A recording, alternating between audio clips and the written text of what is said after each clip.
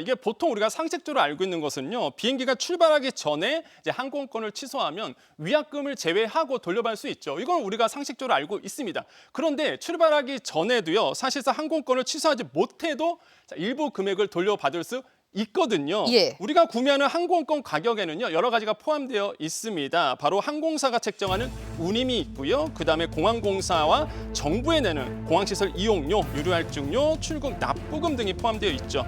만약 개인적인 사정으로 비행기를 타지 못했더라도 항공 운임을 제외한 금액은 당연히 환불받을 수 있는 비용이라는 것입니다. 예. 어느 항공사나 이용하는지에 따라 조금씩 차이가 좀 있어요. 평균적으로 국내 항공권은 약 2만 원 정도, 도쿄행 11만 원, 방콕행은 15만 원 정도 가량을 돌려받을 수 있게 됩니다.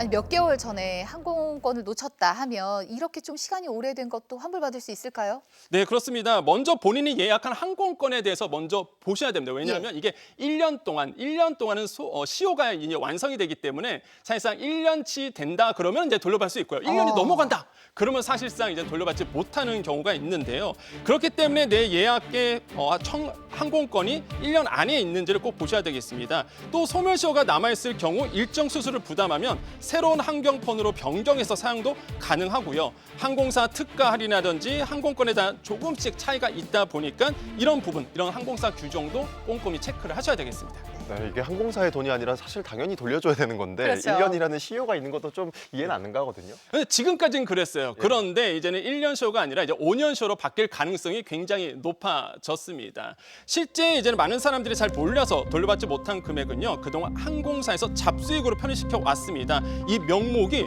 지난 10년 동안 국내 항공사가 가져간 금액이 무려 6천억 원 정도 와, 되거든요. 예. 이러한 상황을 방지하기 위해서 최근에 국회에서 공항시설법 개정안을 발의했습니다. 이게 이제 5년으로 바뀌는 거죠. 5년 이내에 항공료 반환을 청구할 수 있도록 하고요. 5년 안에 반환 청구가 없는 항공료는 항공사가 아니라 전액 국고로 귀속한다는 내용이 포함되어 있습니다. 네.